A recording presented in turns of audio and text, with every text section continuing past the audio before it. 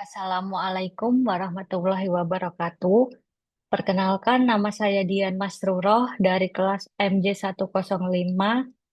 Pertama-tama, saya ingin mengucapkan terima kasih banyak kepada Bapak Joko Suharyanto selaku dosen pengampu mata kuliah ICT Literasi. Di sini saya akan membahas topik tentang literasi digital untuk menghindari penipuan online. Literasi digital untuk menghindari penipuan online. Nah, poin penting yang saya ingin bahas yang pertama yaitu pentingnya literasi digital. Yang kedua, jenis-jenis penipuan online.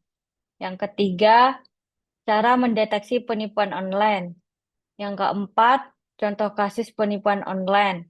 Yang kelima, kesimpulan.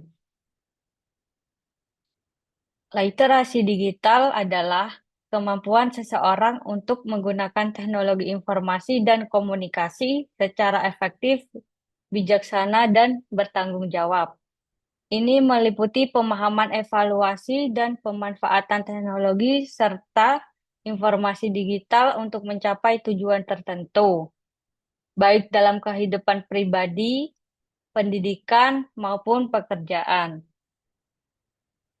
Literasi digital sangat penting bagi masyarakat karena teknologi digital dan internet telah menjadi bagian dari kehidupan sehari-hari, seperti untuk menghindari penipuan, mengurangi informasi palsu, meningkatkan kualitas hidup, tanggung jawab dalam penggunaan teknologi, dan yang terakhir mendukung ekonomi digital.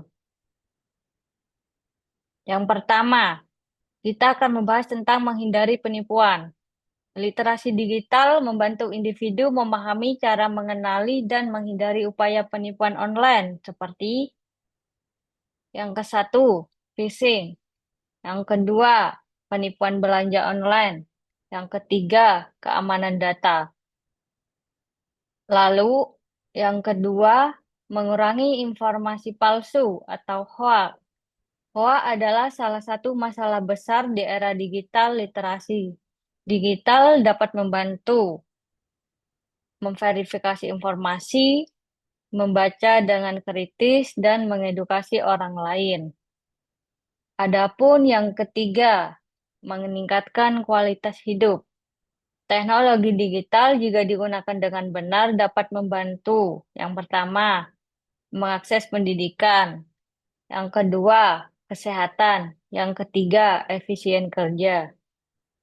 Adapun tanggung jawab dalam penggunaan teknologi. Yang ke satu, menjaga privasi. Yang kedua, berinteraksi positif. Yang ketiga, mengatur waktu. Dan yang terakhir, mendukung ekonomi digital. Dengan pemahaman teknologi, perusahaan besar bisa memanfaatkan potensi ekonomi digital untuk berkembang, seperti e-commerce. Yang kedua, digital marketing. Yang ketiga, financial literacy. Nah, di sini ada pun macam-macam penipuan online, seperti scam investasi. Penipuan berkedok investasi dengan janji keuntungan besar dalam waktu yang singkat. Yang kedua, phishing. Penipuan yang mencoba mendapatkan data pribadi atau perbankan, biasanya melalui pesan yang menyerupai lembaga resmi. Yang ketiga, penipuan e-commerce. Penipuan yang terjadi saat belanja online. Misalnya, barang tidak dikirim atau barang yang diterima tidak sesuai dengan barang yang kita beli. Nah, di sini ada pun cara untuk mendeteksi penipuan online, seperti permintaan informasi pribadi. Lembaga resmi tidak akan meminta data rahasia seperti PIN melalui telepon atau SMS. Dan yang kedua, URL yang mencurigakan. Phishing biasanya menggunakan alamat web yang mirip tetapi tidak resmi. Yang terakhir, tawaran yang terlalu bagus untuk dipercaya, misalnya barang dengan harga yang murah. Nah, di sini juga ada tips untuk menghindari penipuan online. Yang pertama, selalu verifikasi informasi. Yang kedua, periksa ulang nomor rekening saat bertransaksi. Yang ketiga, gunakan autentikasi dua faktor untuk melindungi akun dari akses yang tidak sah. Dan yang terakhir, laporkan penipuan kepada pihak yang berwajib. Nah, di sini saya akan memberikan contoh kasus penipuan online yang sudah terjadi di Indonesia. Pada tahun 2023, ada seorang ibu rumah tangga dari Surabaya. Ia ingin membeli sebuah tas branded dengan harga lebih murah. Ia menemukan akun di Instagram yang menjual tas-tas bermerek terkenal dengan diskon besar. Sehingga ia menghubungi penjual melalui pesan langsung dan akhirnya mentransfer uang sebesar 10 juta untuk pemesanan tas yang diinginkan. Namun, setelah pembayaran, penjual berjanji bahwa tas akan dikirim dalam waktu 1 minggu. Setelah beberapa hari penjual sulit dihubungi dan akun Instagram pun menghilang. Ia mulai khawatir dan akhirnya menyadari bahwa ia telah menjadi korban penipuan online. Nah, jadi kasus ini mengajarkan pentingnya kewaspadaan saat berbelanja online.